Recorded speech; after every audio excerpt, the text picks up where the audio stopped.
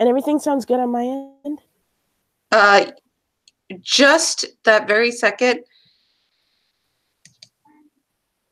um, when you said something, it was a little tinny, but everything else is so far has been fine.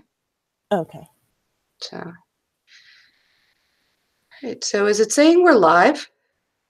I do see the live little icon. Weirdly, it's not. It says it's starting, and it isn't. All right, can people tell us if we're live? On mine, it doesn't say. Hello. All right, cool. I guess it's just not going to tell me that I'm live.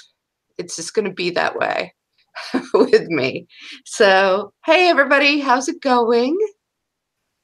Did y'all have a good holiday? I hope. Um, I'm here with Highly Critical, who has a YouTube channel, but we've never had a chance to sort of talk before, so thought it would be a good opportunity. Um, Let me see. I had a couple of things I wanted to just let people know um, before I get started, which is I know I haven't had um, any like real content. I've done some live streams, but that's about it.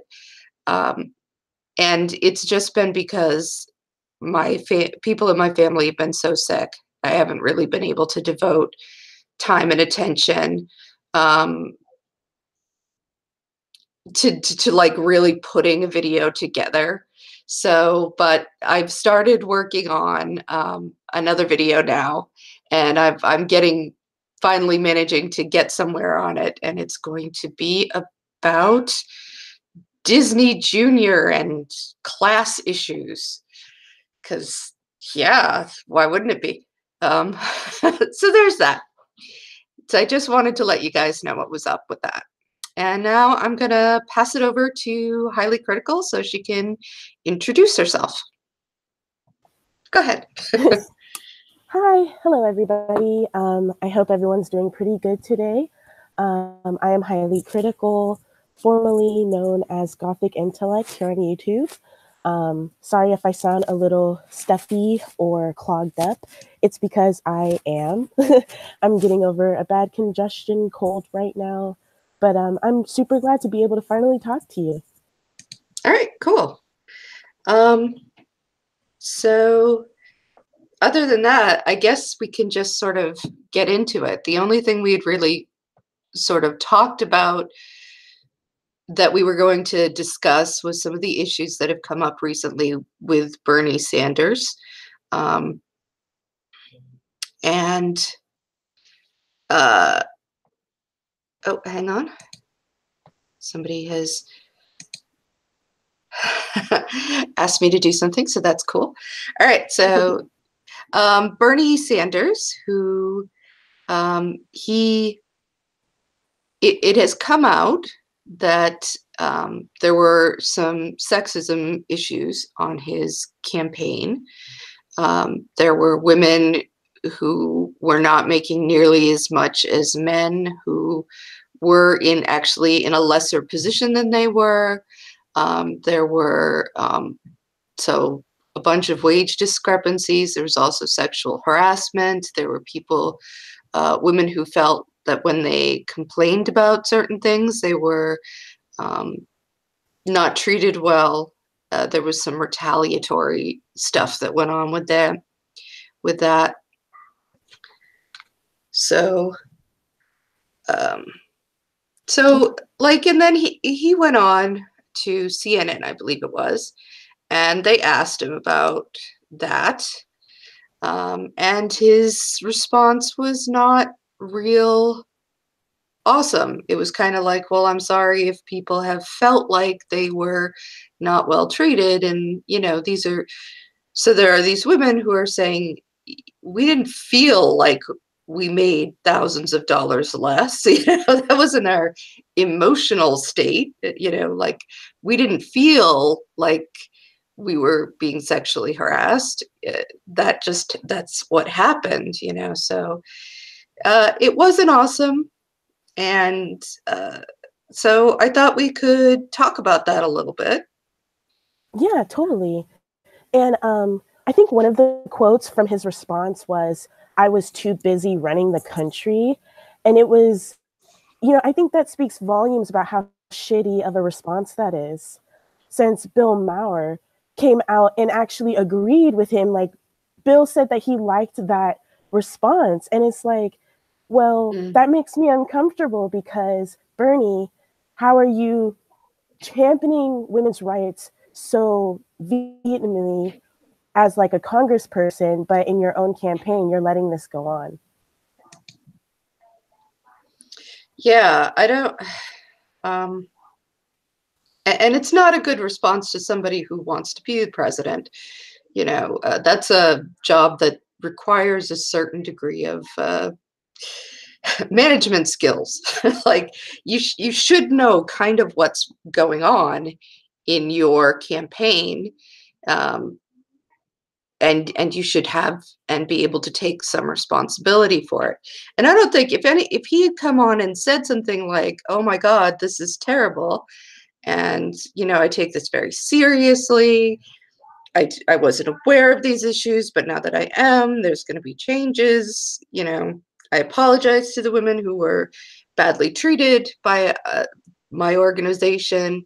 Like things like that would have gone over 100% better because people weren't expecting him to psychically uh, know, right? Like we know that you won't always necessarily know every single thing that's going on, and but you have to be able to sort of take some sort of responsibility for that.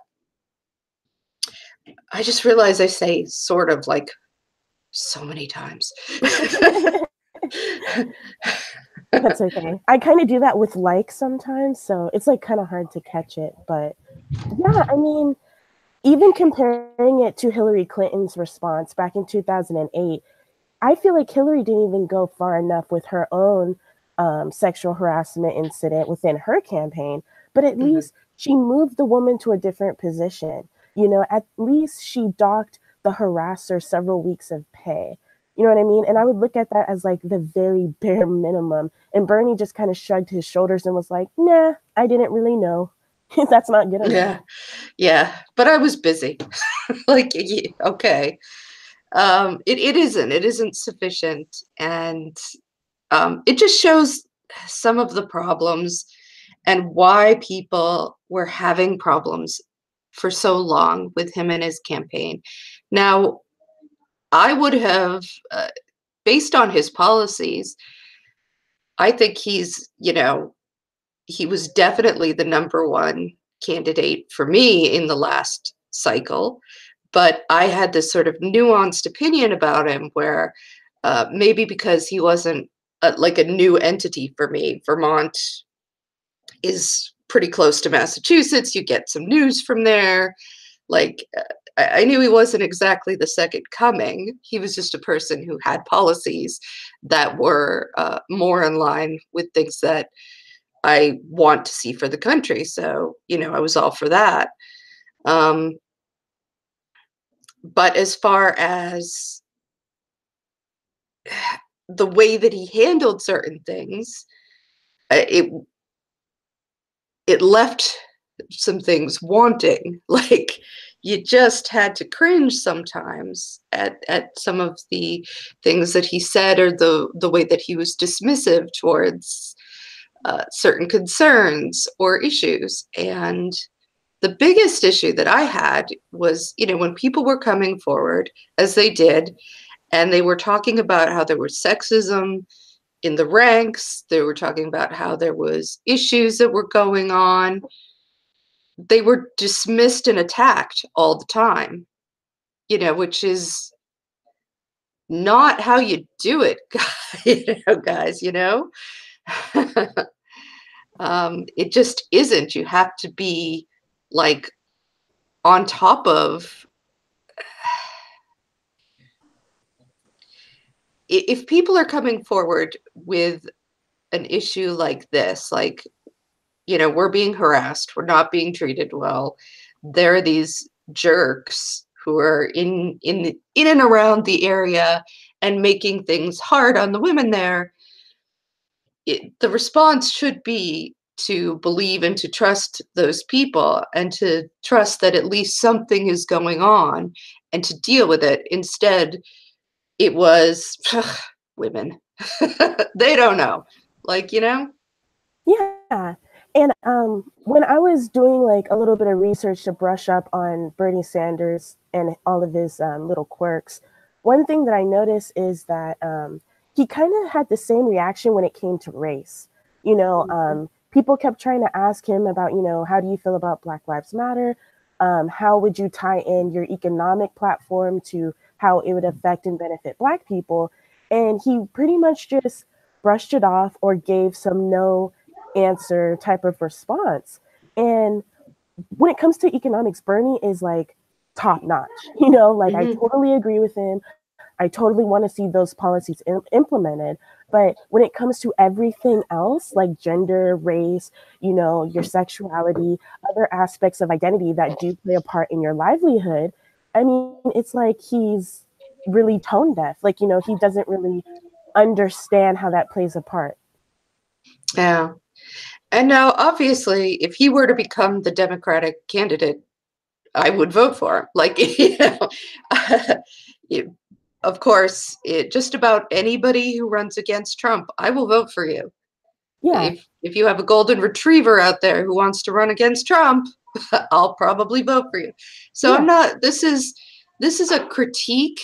It's not a let's bash Bernie and you know tell him to go to hell. It's just I do think that any any of the Democratic candidates, any of the candidates on the left who present themselves should have the understanding and the expectation that these are issues that are extremely polarizing in our country right now, and you should know how to talk to them.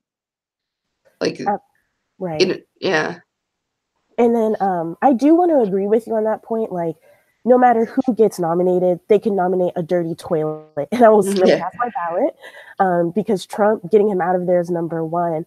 But at the same time, like you said, we're in a climate right now where we cannot afford to just ignore all these social issues. We're regressing so rapidly that it's getting kind of scary. So the Dems have to acknowledge that and they have to nominate somebody who at least has a grasp on some of these issues. mm. So, and I think that it has to be an open conversation with people on the left. I just don't want to see it turned really toxic on the left, the whole Hillary Clinton versus Bernie Sanders thing. It got ugly and people were against one another. And I think we really need to consider as we move in on God, fucking America has to have like two these huge election cycles that just last forever and they're interminable. And I hate them. But, that's what we have. And so I think that we have to sort of prepare ourselves that, yeah, there's probably going to be some ugliness. Nobody ever said presidential politics was clean and nice. It isn't. And but we can't let it turn each other against each other so much. But that part of that means if you get a criticism, you can't like flip out about it. You know, you can't hear, I don't like the way that I was treated as a woman by such and such a group and go and become very fragile and start freaking out and talking about how divisive everybody is all of a sudden. Because at this point, divisive just means you have problems I don't. Like, so. Yeah. And then I just hope that we don't have another Bernie or bust type of movement. Like, I hope we can, at the end of the day, we can discuss our criticisms, but once that nomination goes up and the 2020 presidential election comes around, we need to unify. You know what I'm saying? We're never going to agree on the one perfect candidate. It's going to be different for me as it is for you, as it is for, you know, a Bernie or bust bro. But at the end of the day, we're all Democrats and we all have similar political agendas to get accomplished. So as long as we can do that. Yeah, I mean, obviously, the perfect candidate for me would never get a would never be nominated because I'm pretty far on the left, and I know that. Like, so I'm cool with that. Yeah, and I'm hopeful. I know that there are other people who there are people that may want to bow out or who feel like they it doesn't matter, and no matter what, everybody is, you know, this horrible corporate person, and I don't like tell people what to do. Chomsky for president. Hey, yeah, go for it. Let's do it. He's only 9 something. It's fine. Um, I'm sorry, I was responding to somebody in the chat. So, Okay. But I uh, mean, I hope that people don't let their hatred for like the establishment or for corporate America drive them to the point where they're voting for a populist Republican. You know what I'm saying? And I kind of saw that with a lot of the Bernie or bust movement. Like, yes, there are problems with Hillary, but she's still a Democrat. And voting for her was the closest you would ever get to like the policies Bernie was driving for. And then, like, the real practical purpose of Bernie Sanders running against her was to push her farther to the left. So, what would that purpose, you know, even be used for if you decide to throw your vote away to some third party or the populist Republican? mm, I understand. I definitely understand where people are coming from. Um, and I think what I would say is that, and in fact, this is the point I did make the first time, is that unfortunately, the entire world is sort of involved in America, but the entire world doesn't get to vote. So I think we have to consider um, morally, ethically, I think it, for me, I feel like it's a necessary thing to cast my vote based on what I want to see. The best, whatever the best case scenario I can find is.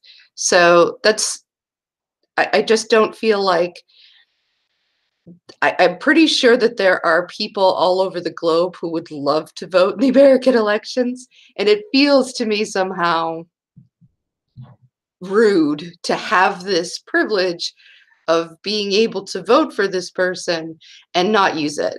Like, I don't know if that even makes sense, but that's kind of how I feel about it. Yeah, it does make sense. You know, especially how when you think back to like the president's involvement in natural disasters and how they ultimately make the decision of whether or not to send financial aid. So it does impact the rest of the world, and it is kind of hard to remember that. Yeah, which is unfortunate. Like it, but that's just the kind of world that we live in now, where borders are sort of disintegrating, and that's all right. Somebody asked my position on selling votes. I don't think that's a good idea. Wait, like uh, selling votes as in a candidate can pay you to vote for them, or like somebody else would pay you to vote for their preferred candidate? Like, I think it would have to be a third party, but like somebody calls me and says, you know, I really want this person to win. And so I'll give you $100 if you vote for them too. Like, I'm guessing that's what it means, but I'm going to go with no thanks. Um,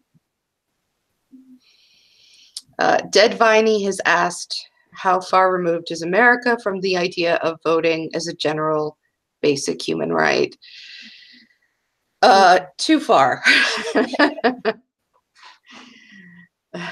Yeah, I mean, we recognize that it's important for the most part, but like, don't go to jail for too long or else that right will be stripped away from you. And thankfully, there are certain states that are recognizing how people with criminal records should be able to vote, but until it becomes the And entire country, then yeah, extraordinary.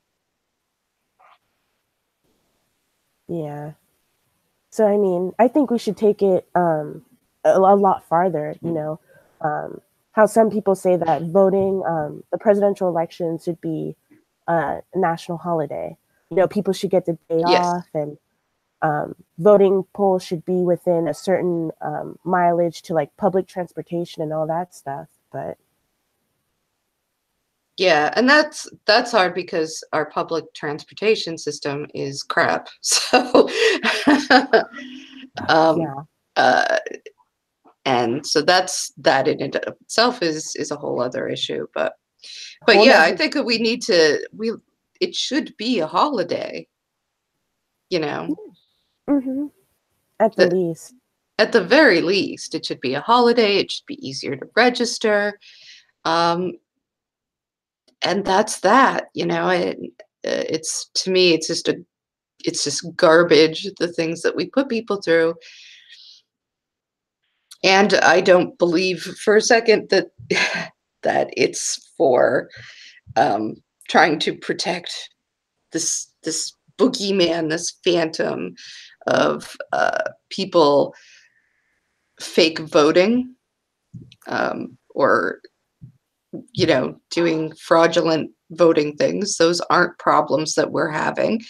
Um, no one can point to these problems that we're having, and it's just a garbage way of trying to disenfranchise people, especially poor or brown or um, people who don't have access, elderly people, and it's just got to stop.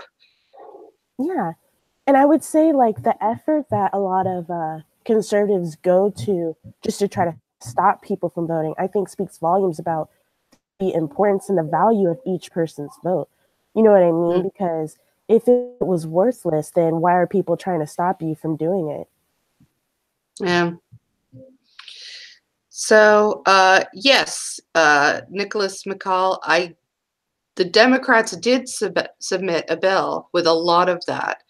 I haven't like had a chance to go and read that or read too much about it, but I know that they have put forward a voting bill that would make things a lot easier and more accessible. So I think that's pretty good, and I'm hopeful for that. I'm hopeful that it will get passed. Right now, uh, it's obvious that uh, our government's in a bit of a mess, but well, we'll see. We'll see what happens, right? Yeah, did you hear Trump's comments the other day about how he will declare it a national emergency just so he can build the wall? Of course he would. Like, Yeah, yeah, of course he would. Like, if he thought he could get away with it, he would do it. If he thought it would work, he would do it. Like, he does not give a crap, you know. yeah, without a doubt. And it's just kind of psycho because I'm sitting there yelling at my TV like, that's not the specific branch. Like, you're the executive branch. You don't do that. You have to go through Congress. Like, what the hell is going on? Mm, yeah, uh, it is it's just a mess. They're in a mess over there. So I don't know. I mean, I know that Trump is there because of systemic issues, but God, he's awful. He needs to go. I can't take it. Like, he gives me blood pressure issues every time. Like, all right, this is more personal, but like when I woke up on January 1st and he had his all caps creepo tweet, just calm down and enjoy the ride. It's like, oh my God, I cannot believe my president is tweeting this at me, screaming this at me. God, I, It is kind of hard to like realize that this is real, you know? It feels like a simulation.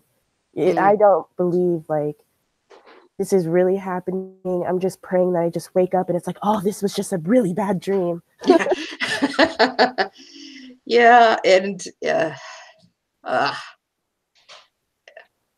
But I mean, I think the one positive aspect from his election has been he has drawn so many more people into politics. When Obama was in office, people felt so safe, you know, that they let their guard down. You know, I met so many people, especially in my age range, who just didn't care about politics. And yeah. now I could just yell out like F Trump, you know, out of my window. And somebody else would be like, yeah, F him. Motherfucker. Impeach the Yes, motherfucker. yes. Impeach that motherfucker. I am in solidarity with anybody who says that. Oh God. Oh, yeah. So And then yeah. the hypocrisy storm evolving that whole quote is just beyond ridiculous. Oh, my pearls. Someone hand them to me so that I can clutch them. Right? Like saying that is any worse than, oh, I grabbed her by the pussy. Like, okay, he just described sexual assault. She just called him a motherfucker. And he's a grown man who thinks that his daughter is sexually attractive. I think that's a false, you know, one is not as bad as the other. Yeah, we're way past, caring about F-bombs around here. Like there was a time when we could all sit around and talk about naughty language, but we are past that. We left that in the rear view a long time ago. uh so yeah, I'm trying to think of like other shit that's gone on recently. um Oh, I and know the fake outrage about AOC dancing. That was fun to watch as well. that cracked me up. It's just like, man, the things that conservatives get their panties in a bunch about is just amazing. It's like, oh my God, you can't possibly. It was what was funny about it was them thinking that this was some sort of incredible own.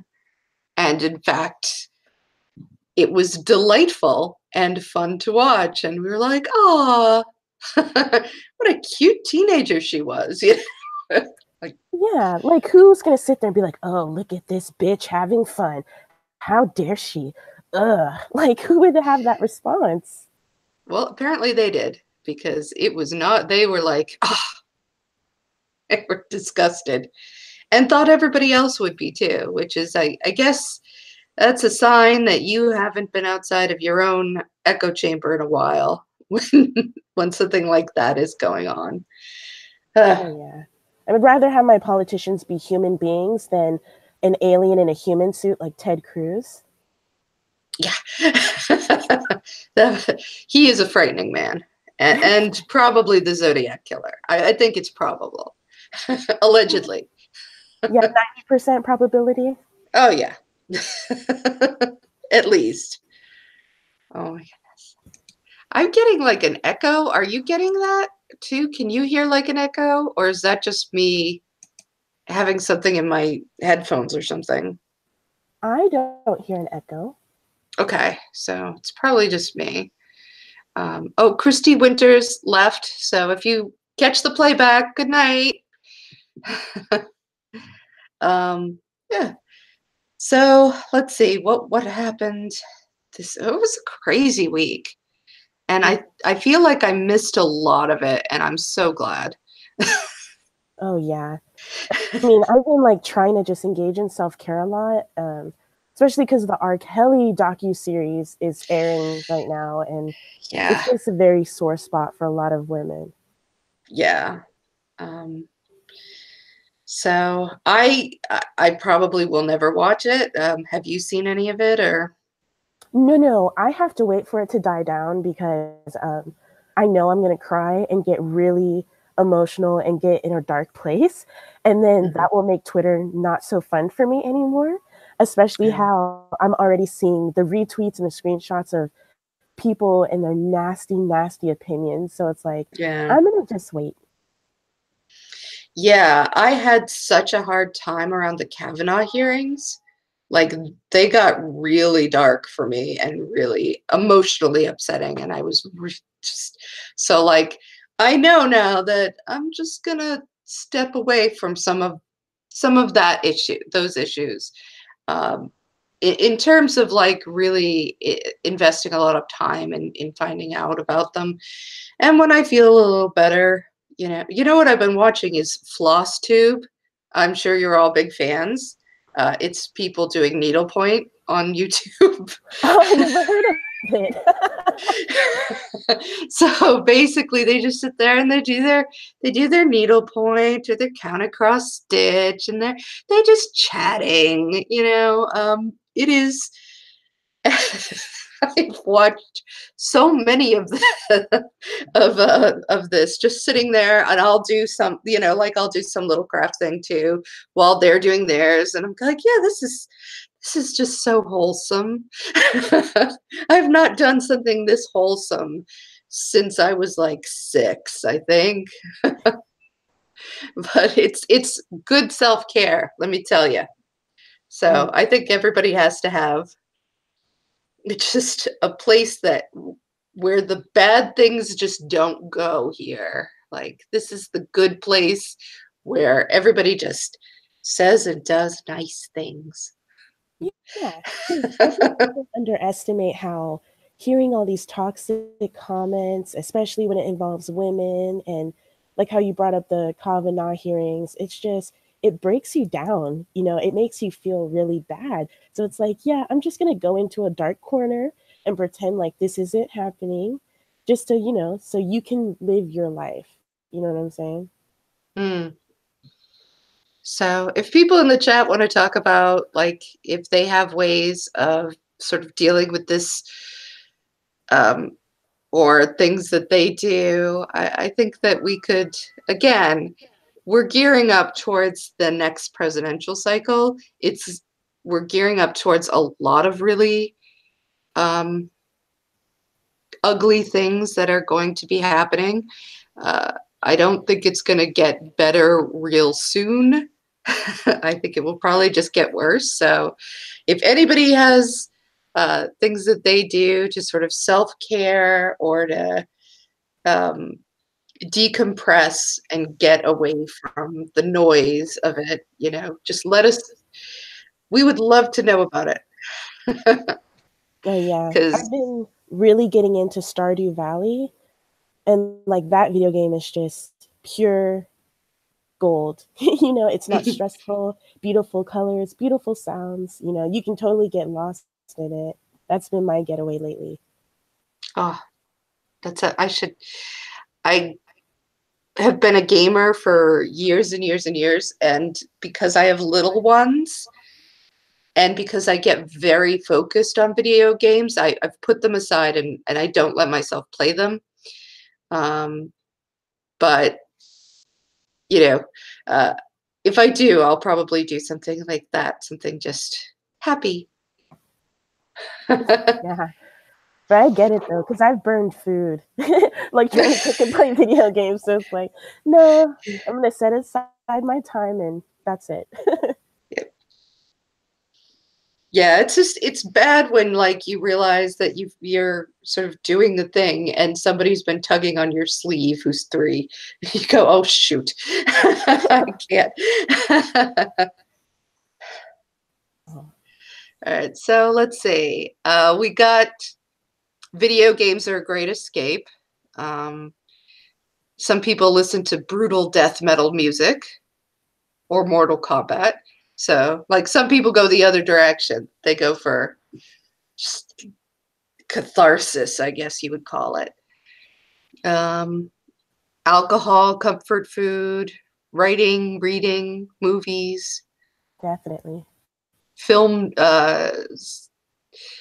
movie reviews from people that have an upbeat tone, like Film Joy. I've never checked them out. Is that a YouTube? And a lot of people saying music. Yeah, music Although is good. it is. Except like even movies and like music are starting to get even more political in nature. So it's like, almost have to not Yeah. do that either as an escape. Yeah, it is just, and you have to like, you don't blame anybody because of course it is. Like this is so in everybody's lives that it affects everybody. So it affects people who make music and people who make movies. This is what everybody's thinking about. um, Nicholas McCall was saying he likes religious music, like Buddhist East Asian mantras.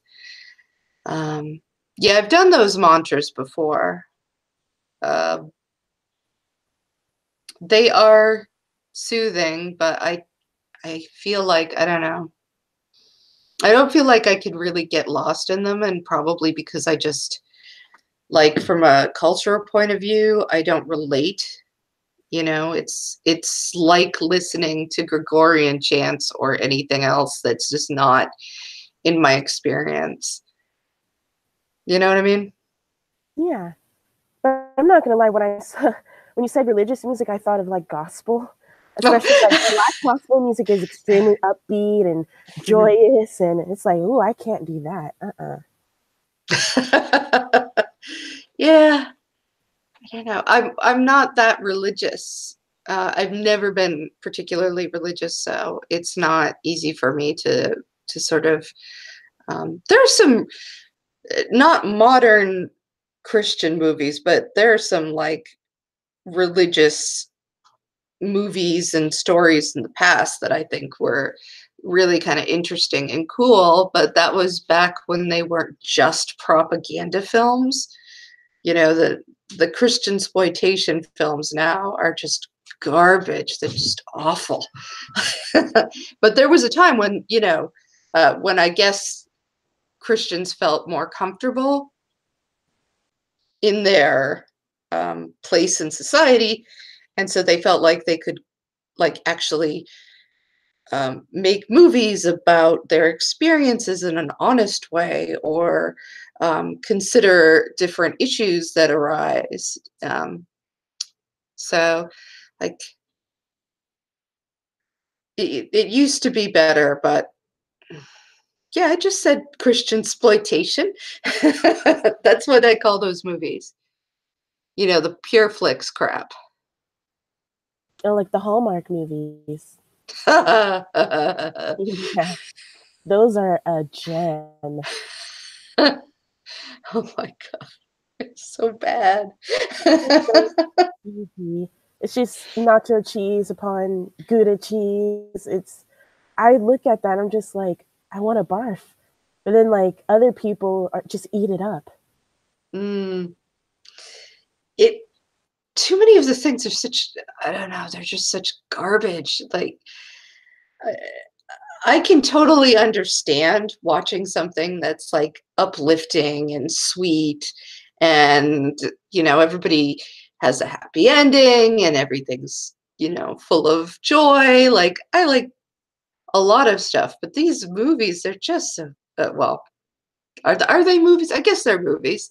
We'll call them movies, these Hallmark things. They're just ridiculously badly plotted, and the characters are crappy, and I don't care. Like I can't. um oh God, like what did I watched Christmas, some sort of Christmas romance. I can't even remember what the hell it was called. Oh, I think it was Christmas Kiss or something. Oh, it was just like halfway through the movie, I started rooting for the bad guy. Um, And then like 3/4 of the way through the movie, I was bored by the bad guy too. Like I don't care. I don't care about any of these people. Yeah, their struggles are so mild. And then even their bad guys are just someone who's like, hey, maybe you should be a little bit more secular. And it's just so funny to me because in reality, it's like, well, they wouldn't be the bad guy, and you would just be kind of like a weird lunatic, like the Yeah. protagonist in the film. Mm. Yeah, it's just I don't know. But what can you do? Like I guess it must be really hard to make movies.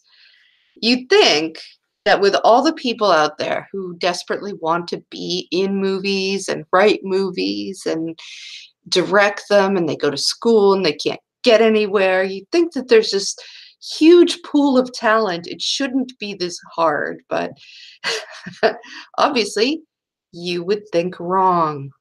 Because God, they managed to pump out some garbage, Yeah. man. I mean, have you heard of Birdemic? Oh yeah, yes. Wow. I was just like, I was astounded about how bad that movie really was. Hmm. I kind of, you have to have a certain respect for the truly bad movie that just is clueless about how truly bad it is. So Oh I don't yeah. know. I could watch like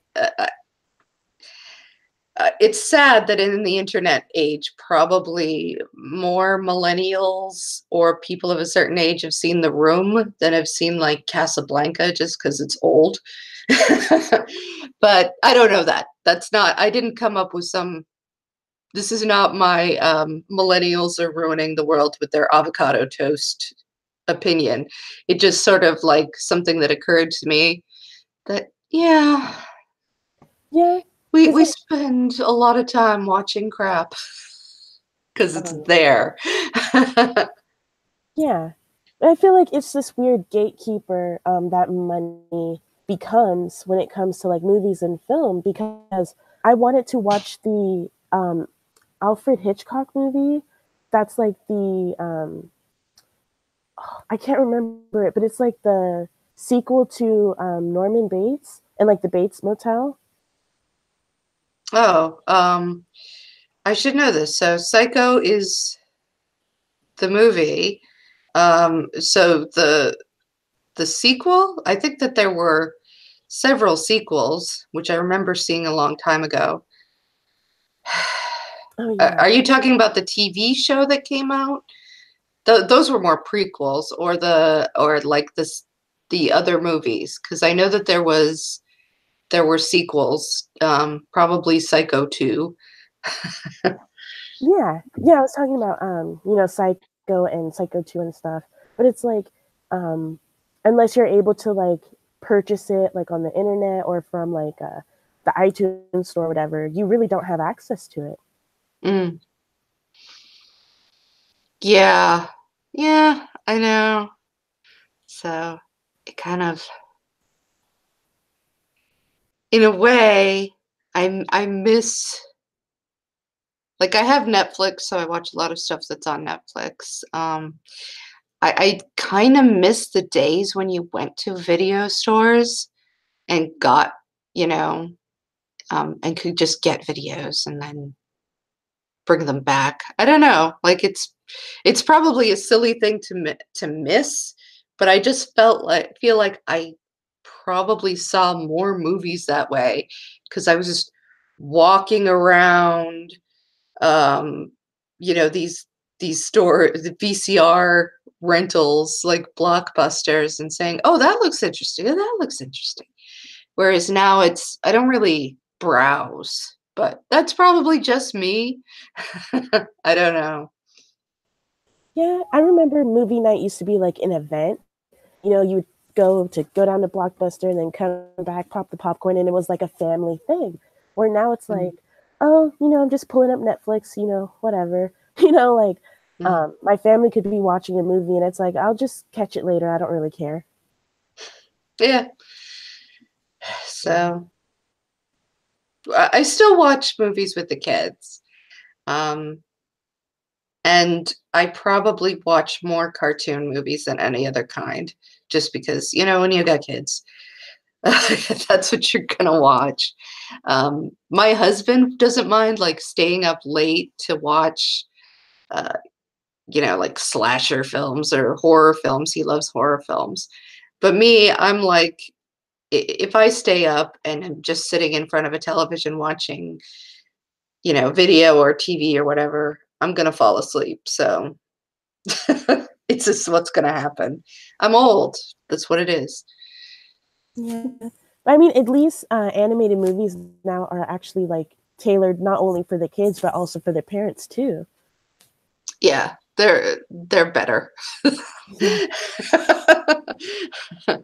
Anima not that I don't have affection for some of the animated films and shows of the past, but they're genuinely just better now. I remember when She-Ra came out and everybody was up in arms. So I was like, oh, I guess I have to go watch She-Ra now. And then then I watched it, I was blown away. I was like, oh my God, this fucking show is great. They never had shows like this when I was a kid. The shows we watched barely made sense. Oh and yeah. you and were so derivative and bad. Ugh, but I do think back to like Tom and Jerry and how the comedy was strictly based on like cartoon violence. And I wonder like how that affected people in my generation. yeah, I don't know. The violence, the question of violence has always been a tricky one because I do think it has an effect, but I think it has an effect on people who are susceptible. So I find that's really kind of a woogie, like, demotivator opinion. Just put out a video on video games, where he talked about they did look into it like scientifically, and again, there is an effect, but it's so small and it's so hard to pinpoint exactly what's going on or why that it becomes a very difficult question, right? So I don't know. Yeah. I mean, I don't literally believe that like, GTA produces mass shooters. Nothing like No, that. not all by itself. Like I uh I think, I don't know. But I just think it's a problem in our culture anyway, that we have like this gun culture and this violence culture where I see it on the left where I think it was Thought Slime put out a tweet the other day just saying that the left should be about compassion and should come from that space and not be like us all sitting around thinking about who we can put up against the wall first, like who will be up first against the wall when the revolution comes? Let's make a list now. Like, no, it shouldn't be that kind of thing. I'm misquoting him, of course. I'm being much more hyperbolic. So, but he said something of that thing, and he got a lot of shit for it because I think at this point, everybody has been just raised in this environment of violence and gun violence, and the way we solve problems in every movie and video game and TV show is we're violent about them. Like, it's just like the whole goal is to beat the other person. And I just think that that's not a good way to look at it, and ultimately a dead end. Yeah, I mean, I think it depends. I think we should always have some type of compassion, or else we'll go off the deep end and just start murdering or beating up everyone who might be perceived as a threat. On the Mm. other hand, I am very wary about people trying to weaponize compassion, you Mm. know, to the point where we're not able to feel anger or to use violence as self defense at all. And that's where I do disagree with that. And Oh, yeah.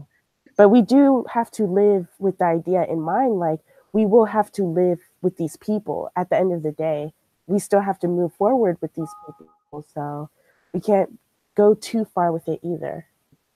Yeah. So if I came across that I'm like totally against political violence, it's not true. I'm not a pacifist. I think that there are times when you have to use violence. I think that there are I don't think it should ever be something that people are happy about, you know? Yeah. Um, I think it's kind of like, well, sometimes you get to a point where, in order to help people and to keep people safe and protected and um, keep like fascists or whatever from harming people, you're going to have to do what you have to do, whatever that is. But it's never like, oh, I'm so happy I get to shoot somebody. Like like that should never it should be at best a necessary evil and should be looked at that way, because ultimately that's not what we want in our societies. We don't want societies that are structured and built based on who can shoot people or hit people the best, you know. Yeah. And I mean, like, I just see that weird take from so many centrists where it's like someone really bigoted says a really hurtful thing, and now they want to call for civility, but only towards the reaction to that bigoted comment. And it's just wild. Yeah. Yeah, well, the calls for civility are always only on one side, just like we were talking about with uh,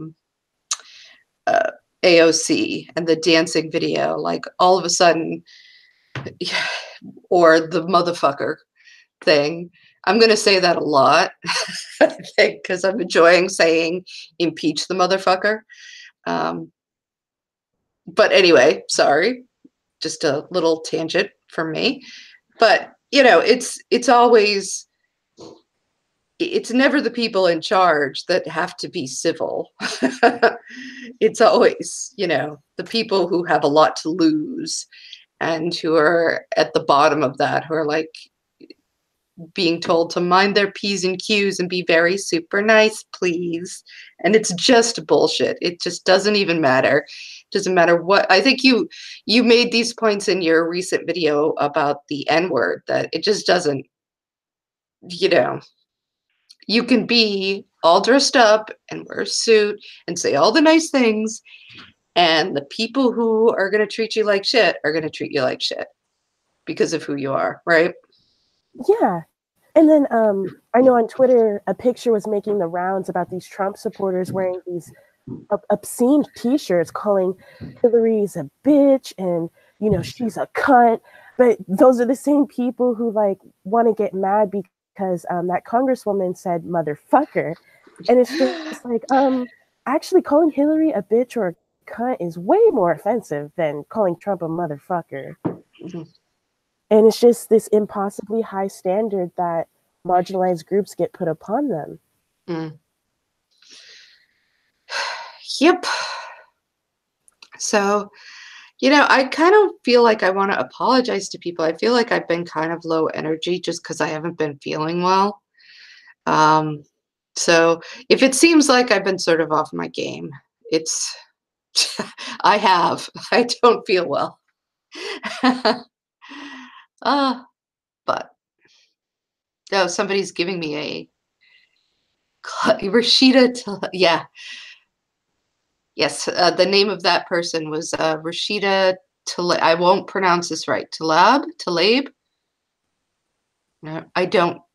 I'm not very familiar with her, but I think that she's awesome.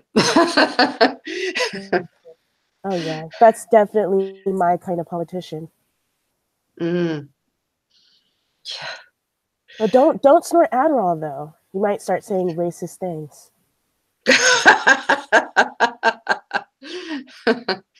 I'm just not that kind of person anyway. I'm very sensitive to medication. Like, I'm one of those people who could, you know, get sick off of Tylenol. It's ridiculous. So, the last thing I need to be doing at this point is that. But all right.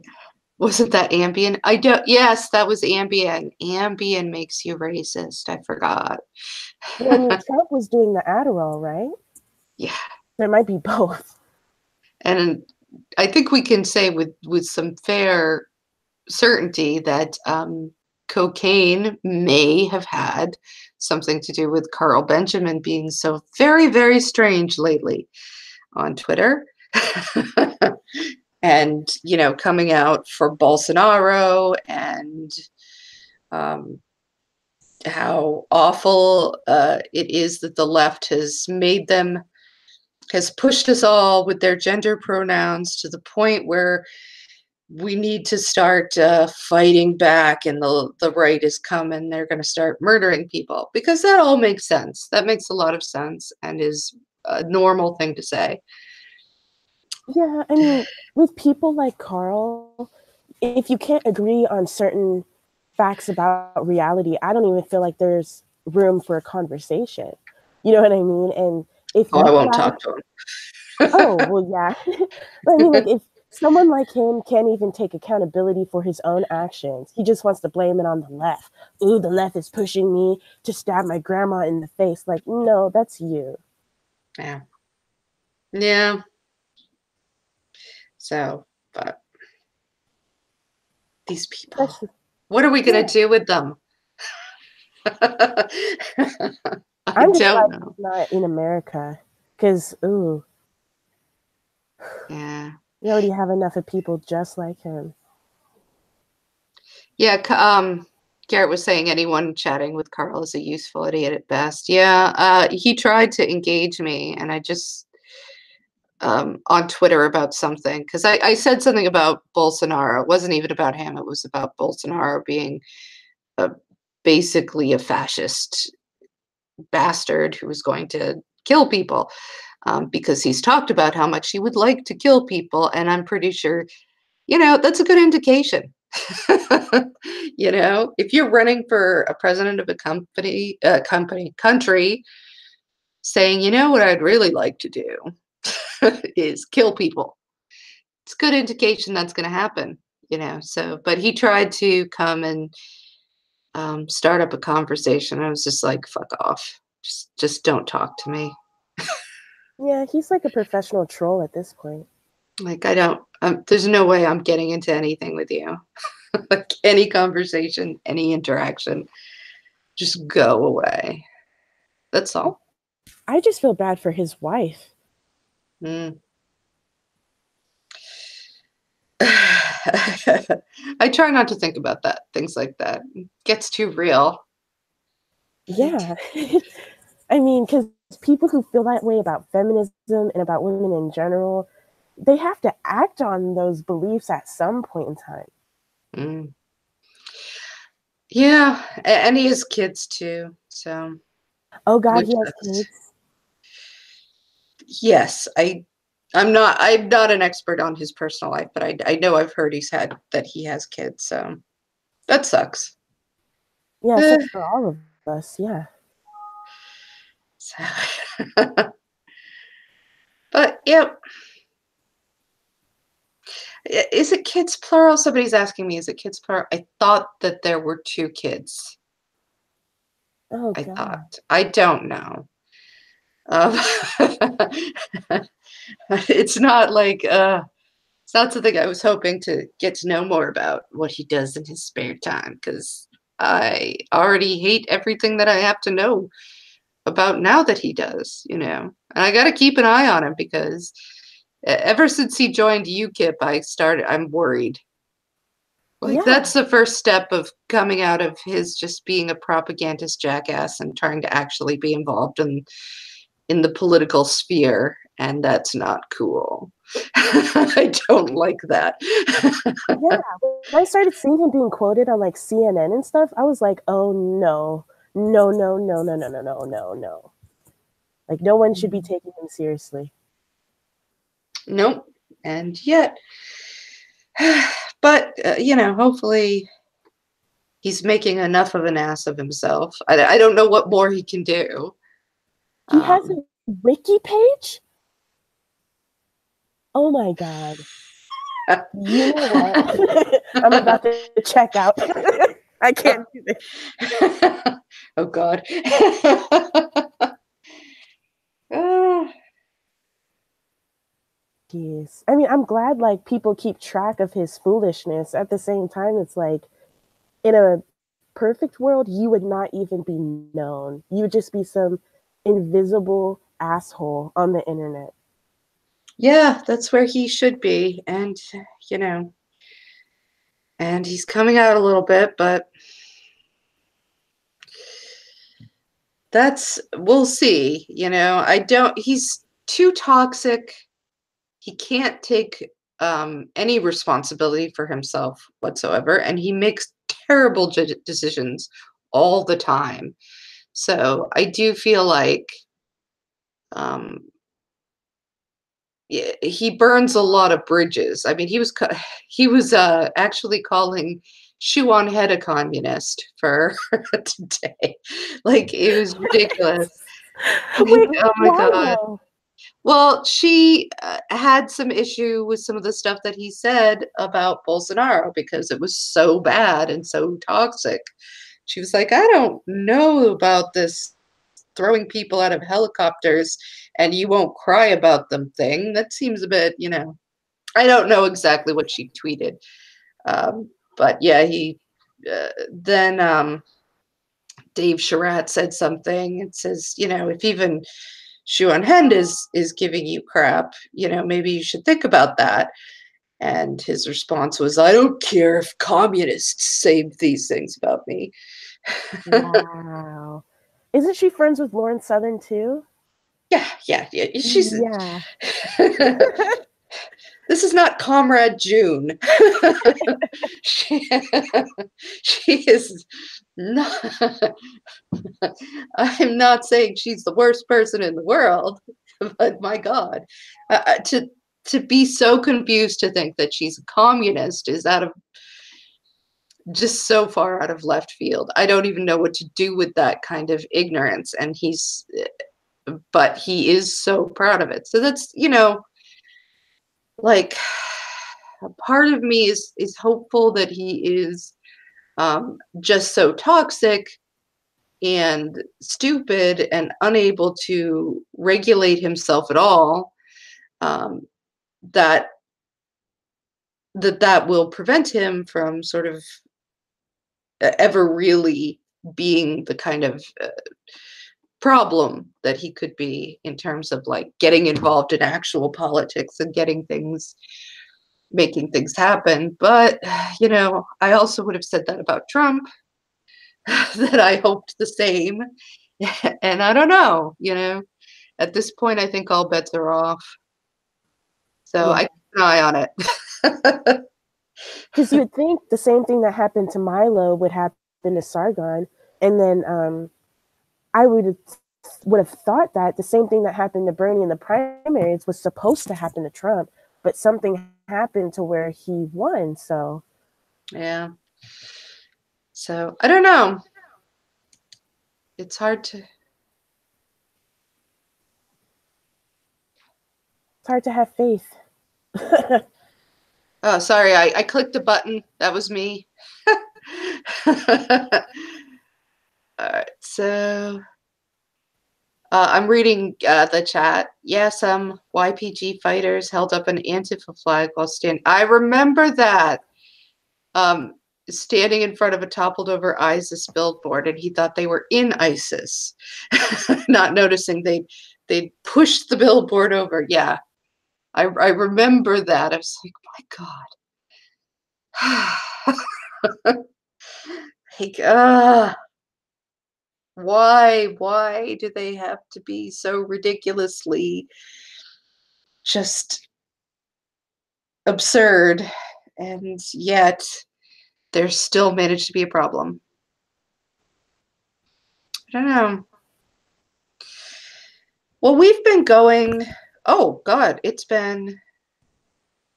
No, wait. It's been a little over an hour. Oh yeah, And I that flew did, yeah. by. I was about to say, like, we're coming up on an hour. It's like, oh no, we passed it, and that was 15 minutes ago. Huh. All right, cool. But if there are any questions from the chat or anybody else want to say anything before we sort of wrap this party up, I am just kind of like starting a flag. Um, kind of, I'm just at that point. So if anybody has anything, everybody should definitely check out Highly Critical's channel, which I did link in the description. And go and watch some of her content. Yeah. Because And then she should have more subscribers than she does. thank you. And I'm a little disappointed. I had this whole thing prepared on Bernie Sanders, and I was just gonna let in. Oh, well, all right. If you've But got a, well, if you have something you wanted to go, yeah, I'm not going to stop you. I'm right here. well, I would just say for my closing statements to the good people at home, I would say Bernie Sanders is what happens when people only care about attacking classism instead of addressing the other isms in our society. And I feel like that's the exact reason why he did not make it out of the primaries. So for everyone out there, you gotta do the work and do the research, read some bell hooks, because I'm reading her right now and it's just like refreshing information. It's so powerful and amazing. So that's the one thing I'd leave everybody with. Go read bell hooks. I think that's a good thing to leave people with, because uh, she's definitely pretty awesome. So, Oh all right. yeah. And then to read something like her and then to listen to something like Akkad, Sargon of Akkad, is just like, ugh. I know. Talk about having to sit through things that are crap instead of like things that are enlightening and intelligent and useful. But no, I've got to go watch some crap some internet skeptic came up with, because that's my praxis now. That's what I do.